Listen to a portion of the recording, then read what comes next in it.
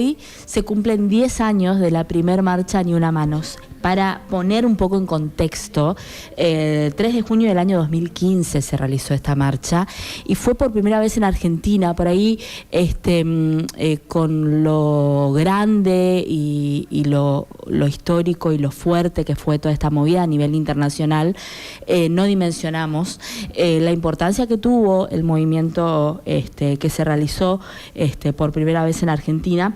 Ese día, en Buenos Aires, más de 300.000 personas se reunieron en inmediaciones del Congreso de la Nación. En Corrientes, la marcha se concentró en Plaza Cabral y después se marchó hasta la peatonal Junín.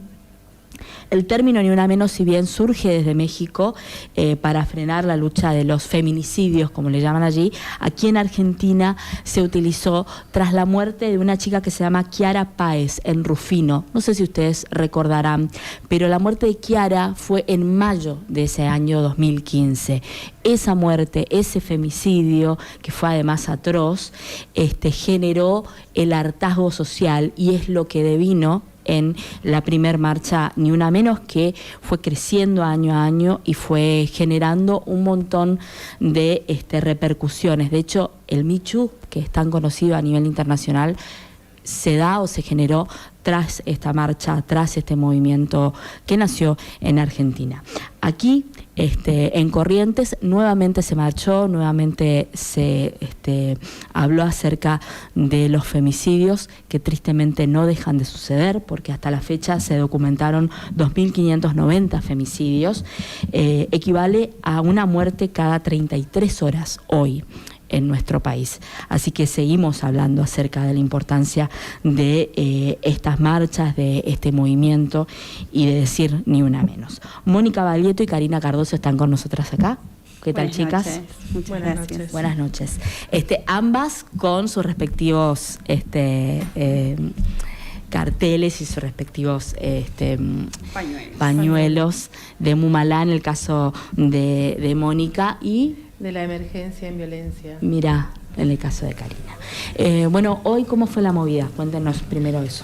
Bueno, hoy fue un día muy particular y muy especial, donde decidimos realizar una radio abierta en Plaza Vera, ya que estos 10 años fueron 10 años de lucha constante, de reivindicaciones, de pedido de justicias, de reclamos a este Estado que hasta el día de hoy sigue ausente. Entonces, creo que nos debíamos una actividad muy plena, muy desde adentro.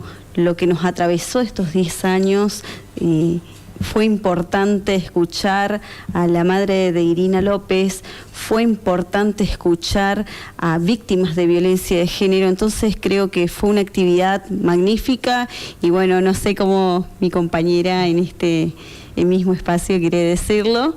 Sí, una fecha, en un momento tan difícil en nuestro país, necesario para volver a abrazarnos, encontrarnos después de estos 10 años en donde dijimos el eslogan de Ni Una Menos arranca con Ni Una Mujer Menos, Ni Una Muerte Más, y se termina resumiendo lamentablemente con el femicidio de Kiara. Y en esta jornada es una cita de honor para quienes vinimos transitando durante todos estos años, de poner el cuerpo, de seguir acompañando, de identificarnos que nuestra lucha sigue siendo tan necesaria y que en estos tiempos en donde se pone en duda una carátula, un dolor que es la figura del femicidio, que se logró con lucha, no fue un regalo esa figura en el Código Penal, sino trajo muchos dolores. Que se ponga en duda eso nos duele, pero también nos pone otra vez en alerta de que las banderas hay que seguir poniéndolas en alto, que siguen ocurriendo los casos. Estas cifras nos siguen doliendo, no ha cambiado en nada. Esta cifra sigue siendo muy dolorosa. El Estado es responsable de esto. Y si no han ocurrido más casos en nuestro país, en nuestra provincia, en nuestra ciudad, es porque han habido mujeres, Han habido compañeras nuestras, otras desde lo privado, en el anonimato, que han acompañado a muchas sobrevivientes para que esto no llegue a casos que son irreparables, como es cuando ocurre el femicidio. Nos sigue doliendo que el Estado no nos atienda, no le quede claro cuál sea el camino que tiene que hacer una mujer, una sobreviviente, para poder salir de una situación de violencia. La falta de recursos, la quita de los grandes programas que hemos conquistado con la lucha, con nuestros dolores, con las que nos faltan, eso hoy estuvo presente. A pesar del dolor, era necesario volver otra vez a esta plaza que nos encontró de diferentes lugares en el 2015, hoy con la fortaleza de haber hecho ese camino. Cuando nosotros arrancamos en el 2015, habíamos arrancado junto con la familia de Eli Verón una condena de perpetua a Adrián Sosa García. Estaba muy reciente el femicidio de Sandra Silguero, y esas son los pocos resguardos que hemos tenido, las satisfacciones de poder haber acompañado esos procesos para que eso tuviera un buen fin, que es la última instancia, que es la búsqueda de justicia para reparar tanto dolor. Ese camino sigue siendo el que tenemos que transitar, y en este gran panorama de tanta incertidumbre social que hay, no solamente por la cuestión económica, sino también por la vulnerabilidad que eso genera, que ese sigue siendo nuestro camino. Muy difícil, pero necesario, que es lo que hicimos hoy, de volver a encontrarnos, de volver a abrazar, de decir los nombres de las que nos faltan, de esas correntinas que nos están faltando. Volvimos a transitar ese espacio. ¿Qué les sucede a ustedes cuando ven este recorrido de 10 años? Digo, con los pros y contras de todo lo que tuvo estos 10 años. Yo trataba de hacer en la intro un breve repaso de aquel entonces, pero si, por ejemplo, me pongo en el lugar de los medios de comunicación, hace 10 años todavía se hablaba de violencia doméstica o crimen pasional. Recordamos muy bien la cobertura de crímenes como el de Ángeles Rawson, a los cuales se cuestionaba su vestimenta y demás. Con los pros y contras, creo que eso se fue modificando a fuerza de, por supuesto, mucha lucha, muchas de estas marchas, muchas de ustedes yendo a los medios a hablar directamente con periodistas. Pero ¿qué les sucede en esto? Vuelvo a los pros y contras de pensar de hace 10 años de acá para atrás.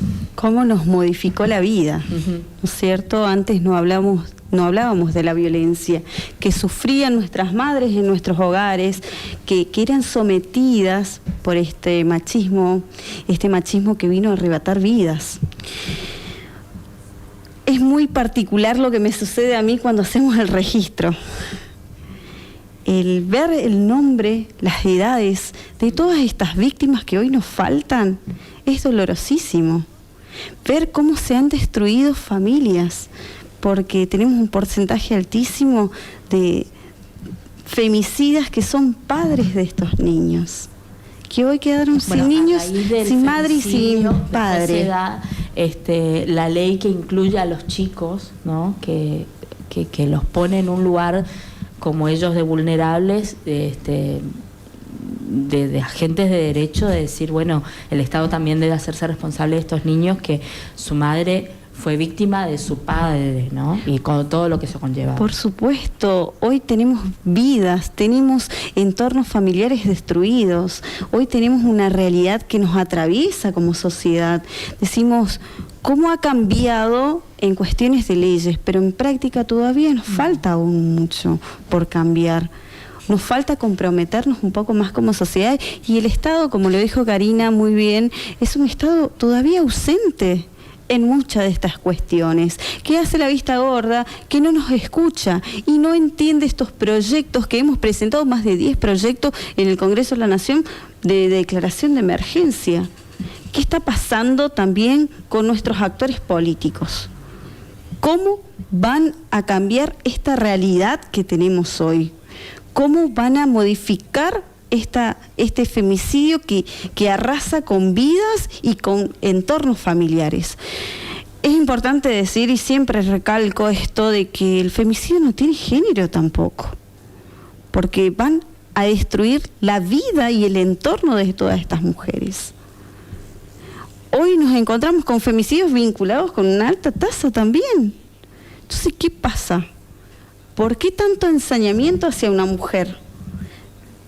¿Qué nos está pasando como sociedad? Y todas esas preguntas me sigo haciendo. Y vienen hace 10 años trabajando en mi cabeza y decir, ¿cómo modificamos esto? ¿Cómo cambiamos esta realidad que tenemos hoy? Entonces, es importante el acompañamiento que venimos haciendo hace muchísimo tiempo y que es real. Y que hoy nos encontramos abrazando a estas familias que se quedaron desprotegidas de todo, de una justicia ausente, que tenemos un prófugo femicida que no lo buscan, que tenemos una familia, un niño que ha quedado sin su madre, porque 5 tipos se encargaron de destruir la vida de esta niña, que es el caso de Irina. Entonces, así podemos contar un montón de historias que creo que de muchas hemos sido parte en el sentido de que hemos acompañado a estas familias destruidas y que cuesta, y decimos, bueno, pero ya está, ya tienen la ley, ya tienen la carátula, listo, terminó. No termina ahí, porque la vida de estas familias se han destruido. Bueno, y un poco lo que va a suceder mañana, bueno, porque acá en Corrientes, le ponemos en contexto a la gente que nos está viendo y escuchando, acá en Corrientes el núcleo, la marcha se realizó hoy, pero en Buenos Aires y en otras provincias se va a realizar mañana, un poco acompañando a la movida de los jubilados, y creo que tiene que ver con el espíritu del feminismo, de acompañar, de albergar, de sumar, de contener, en este caso a los jubilados, pero en otros tantos casos a otras personas y a desigualdades, y tratar de entender que el feminismo en sí mismo es un poco la otredad, ¿no? Tiene un poco que ver con eso. Sí. Y mañana, ¿con qué se esperan encontrar? ¿Cómo lo están viviendo desde acá, eso que está por suceder? Porque seguramente va a haber mucha repercusión de lo que suceda mañana. Bueno, esta palabra que venimos repitiendo, digamos, en el último tiempo, que es el abrazo a las luchas populares. Lo del jubilazo es otra reivindicación más popular, y que las mujeres y el feminismo empático y solidario también se hace cita en esto, porque recordar que también el famoso PUAN en nuestro país, de 10 mujeres, 9 no van a poder jubilarse. Entonces, en todos los contextos, la mujer es la que más, cuando estamos hablando de la crisis del Garrahan, de repente también aparece, ¿no?, la figura de la mujer como la que más está sufriendo la situación, nuevamente los jubilados, ¿no? Pasa lo mismo, entonces sí. Es esto de acompañar, de que estamos en todos los espacios, de que también se ve esta fuerza y esta capacidad de entendimiento de que también hay que transitar esos lugares. Esperemos que lo de mañana, tenemos mucha confianza que va a ser grande también, sobre todo en Capital, que es el gran centro de concentración, digamos, en lo político y en la movilización, y que es así el espacio de las mujeres. Nos hermanamos a las luchas porque somos parte de todas las vulnerabilidades que viene haciendo este gobierno, y en estos años a nosotros ¿qué es lo que nos quedó? Nos quedó las redes, que hace que podamos sostener entre nosotras estos espacios, contener ante tanto dolor. Esto que decía en un principio, cómo fue el trabajo, incluso lo de los medios. En un principio también era esto de la barrera cultural, de decir, lo de la violencia es un problema cultural, es un problema social.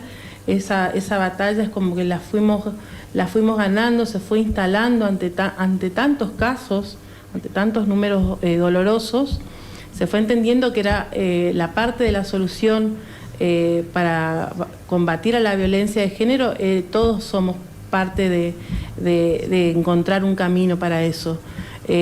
Tanto el que trabaja en salud, en educación, El trabajo de los medios fue fundamental porque eso garantiza que tengamos registros, que tengamos observatorios del trabajo que vienen haciendo en los medios, que el tratamiento que se le da ahora es totalmente diferente al que arrancábamos en ese entonces. Es más, en fechas anteriores al 2015, no sé, 2010, cuando arrancábamos con la pelea por lo de la emergencia, en donde había titulares horrorosos del tratamiento. Eso hoy ha cambiado, eso es lo que nos ha dejado, digamos, tantos años de lucha. Y después también esto de que donde están las mujeres acompañan porque sostienen estos procesos o el inicio de procesos judiciales para las sobrevivientes o en el caso de los femicidios, ese acompañamiento garantiza, digamos, ese control sobre la justicia, sobre la seguridad de que eso pueda llegar a buen puerto. Esa es una batalla que hemos ido ganando, pero también es una carga nuevamente sobre nuestros cuerpos, sobre la resolución de esos temas. Porque es tal la negación del Estado, la poca práctica y acercamiento a estos casos, que cuando ocurre un caso, a quienes convocan los medios es a los sectores que vienen poniendo el cuerpo para acompañar este proceso. Nos sigue costando un montón, es un camino que entendemos que no lo podemos abandonar porque estamos atravesados por los mismos dolores que las sobrevivientes, y entiendo que sigue siendo, hoy por hoy nos ponen en una tarea social, en una tarea hasta política de poner todo el tiempo este tema sobre la mesa para las políticas públicas, de un rol que no lo está haciendo el Estado. Y en esto también de no corrernos de ese lugar de que a pesar del avasallamiento sobre las conquistas que tenemos, ese va a seguir siendo nuestro rol. De tantos años de lucha que tejimos estas redes, garantizaron que, por ejemplo, en los procesos tan difíciles que fue lo de la pandemia, muchos de los casos no se hubieran agravado porque había mujeres acompañando, aún en la dificultad de haber tenido ese acercamiento en un momento tan difícil que hemos pasado. Eso es lo que nos dejó, nos sigue dando un sabor amargo de que esos números no cambien, pero entendemos que no solamente recae sobre nuestros hombros, qué más marcha tengamos que hacer, qué otra estrategia, qué otra actividad, no recae sobre nosotros, sino ya la pelota está sobre el Estado. Sigue siendo el Estado y sigue siendo un reclamo social, no solamente de las organizaciones. Chicas, nos quedamos casi sin tiempo, pero no quiero dejar de mencionar y aprovechar que las tengo acá, que son también organizadoras de lo que va a ser el encuentro, y hablando de tejer redes, el encuentro tiene muchísimos años y este es el 38º que se va a realizar en noviembre acá en Corrientes, y lo han sostenido durante los años mujeres como ustedes, así que quiero que me cuenten cómo vamos, cuál es la próxima asamblea o cuándo se va a estar realizando. Bueno, la próxima asamblea de la Comisión Organizadora del 38 Encuentro Plurinacional, que bueno, ahí ya engancho las redes, 38 Encuentro Pluri, ahí nos van a encontrar y tiramos todo el chivo, todas las noticias que salgan. Se va a realizar el 21 de junio. Bien. Aún no contamos con lugar, pero ya está la fecha y eso es importante. En las redes del encuentro van a estar comunicando. Así es. Así que, bueno, pedimos que nos acompañen y que se vayan sumando, porque este encuentro es de todas y es de todos, así que, bueno, muchas gracias. Y entre las cosas que estuvimos hablando recién, seguramente son las que se van a tejer ahí. Sí, muchísimas. Sí. Gracias, chicas, por venir. Gracias. Nos vamos hasta mañana, a partir de las 19 horas aquí en Radio 2. Aunque parezca que está todo dicho, queda información por recordar. Antes que se imprima, lo importante está acá.